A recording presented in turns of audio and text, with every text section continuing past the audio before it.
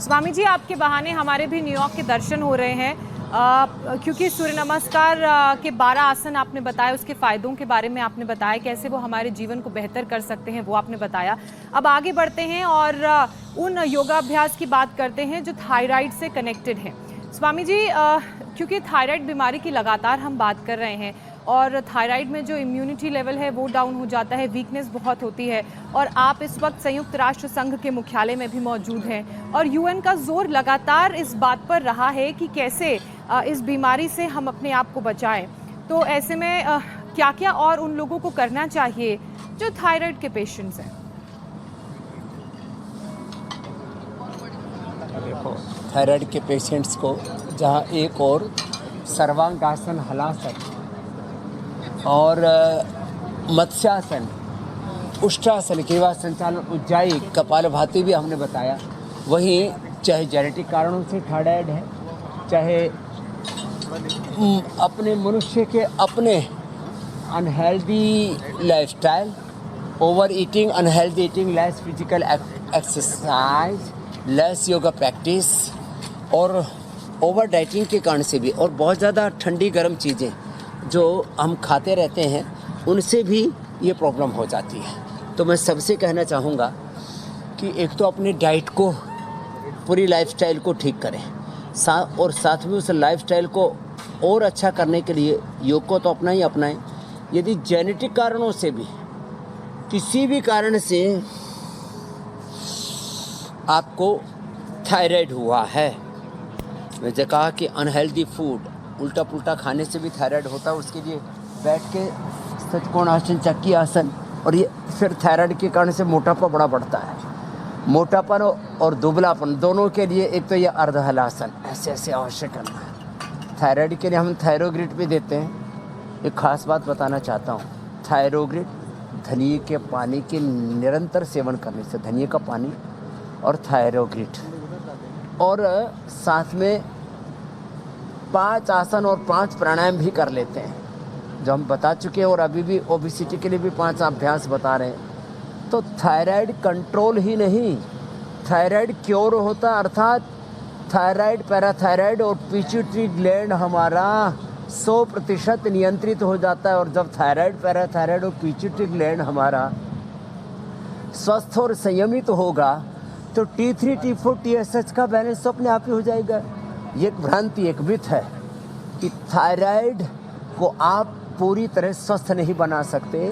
यह modern medical science की समस्या हो सकती है, लेकिन हमारे योग, आयुर्वेद और सनातन संस्कृति में अपनी प्रकृति को नियंत्रित करके कैसे हम थायराइड पर पूर्ण विजय पा सकते हैं, इसका पूरा विधान है जो आज हम इंडिया टीवी के माध्यम से बता रहे हैं।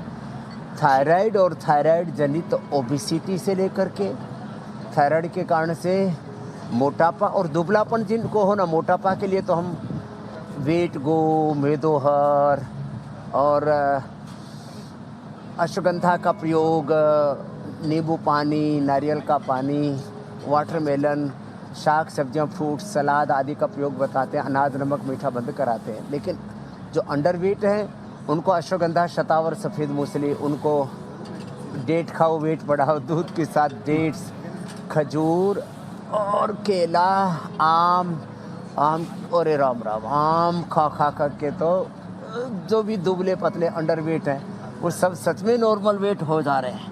थायराइड के कारण से चक्कर भी आते हैं, थायराइड के कारण से फिर ब्रेन नर्वस सिस्टम के इम्बैलेंसेस होते हैं, थायराइड के कारण से फिजिकल, मेंटल, इमोशनल बहुत प्रकार के इम्बैलेंसेस, असंतुलन जीवन में आते हैं। मेरी बहन ज्योत्सना जी, भाई अमित जी। जी स्वामी जी।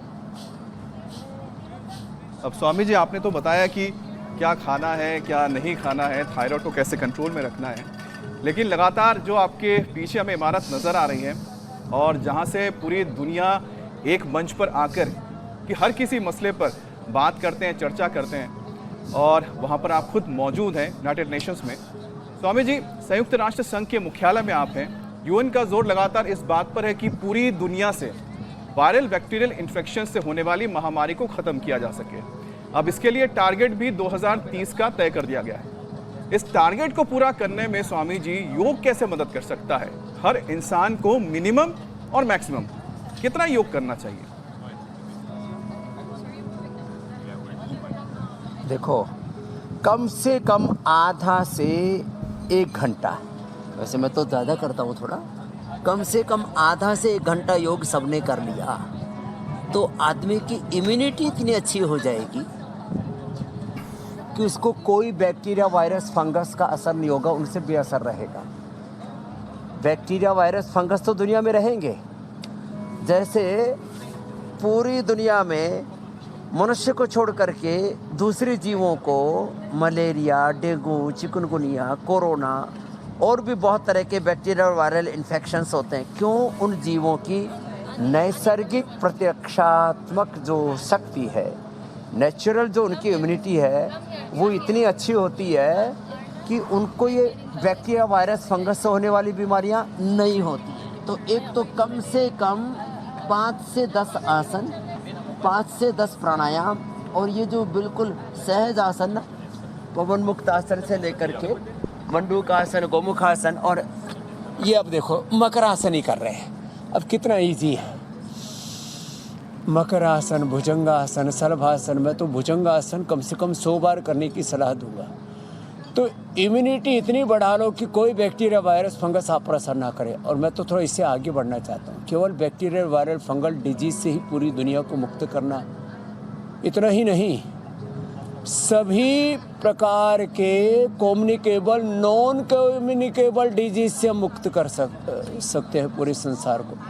रोग मुक्त संसार, सर्वे भवन्तु सुखिनः, सर्वे सन्तु निरामयाः, सर्वे भद्राणि पश्यन्तु माँ कश्चित् दुख भाग भवेत् का जो सपना है हमारा, वो साकार हो जाएगा। तो देखो, ये भुजंगासन 100 बार करें तो communicable, non communicable disease, bacterial, fungal disease के साथ ये 2 तरह की और डिजीज, और तीसरी एक और बात बता देता, चौथी एक और बात बता देता हूँ।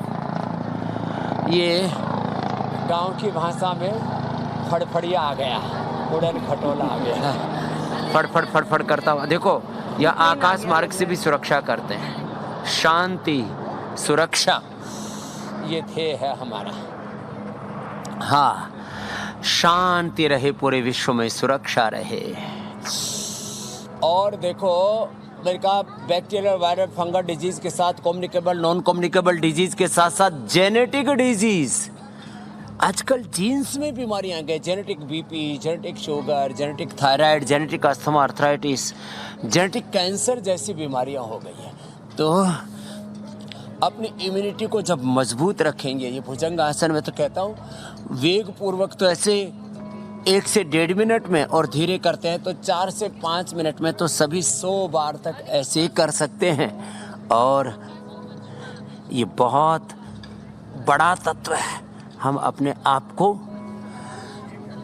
सभी प्रकार के बैक्टीरियल, वायरल, फंगल डिजीज के साथ साथ कम्युनिकेबल, नॉन कम्युनिकेबल डिजीज के साथ जेनेटिक डिजीज से, और थोड़ा एक और बड़ा तत्व है जी, मंडूकासन, योग मुद्रासन से लेकर के गोमुखासन तक तो हम करवाते ही हैं। शारीरिक रोगों के साथ मानसिक रोगों से, दैहिक, दैविक, भौतिक तापा, राम राज नहीं काहू ही व्यापा, अल्प आयु नहीं केहू ने उपीड़ा, सब सुंदर सब विरुद्ध शरीरा, सब नर करई परस्पर प्रीति, चले स्वधर्म निरत श्रुति नीति।